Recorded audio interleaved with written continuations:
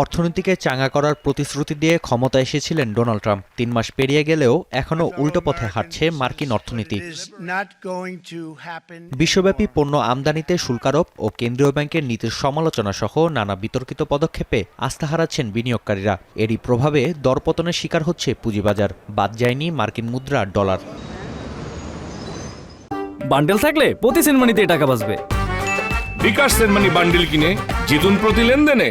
এবার ৩ বছরের মধ্যে সর্বনিম্নে পৌঁছালো ডলারের সূচক। সোমবার এ সংক্রান্ত প্রতিবেদন প্রকাশ করে বিশ্বের বেশ কয়েকটি আন্তর্জাতিক গণমাধ্যম, যেখানে উল্লেখ করা হয় DXY সূচকে 0.6% দরপতনের কারণে বিশ্বের বড় ৬টি মুদ্রার বিপরীতে ডলারের মান ঠেকেছে ৯৮ এর নিচে। সূচকে ১০০ এর ওপরে অবস্থানের অর্থ মুদ্রার মান শক্তিশালী, অন্যদিকে ১০০ এর নিচে অবস্থানের ক্ষেত্রে বোঝায় এর বিপরীত। বিশ্লেষকরা বলছেন, বিনিয়োগকারীদের আস্থাহীনতায় বিশ্বজুড়ে ভেঙে পড়তে পারে ডলারের একচেটিয়া আধিপত্য।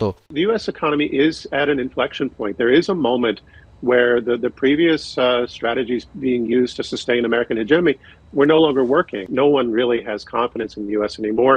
No one has confidence in the dollar.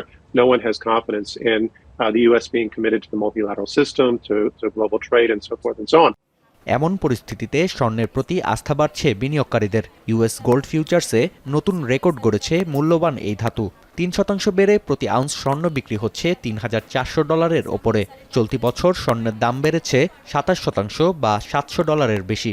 Goldman স্যাক্সের পূর্বাভাস বলছে, আগামী বছর নাগাদ প্রতি আউন্স স্বর্ণের দাম ছাড়াতে পারে $৪,০০০ গণ্ডি। স্বর্ণের সঙ্গে দর বৃদ্ধির তালিকায় রয়েছে বিটকয়েন।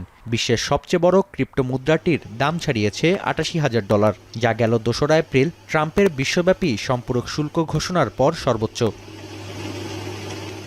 নাফি আরমান মনন, এখন বিশ্ব।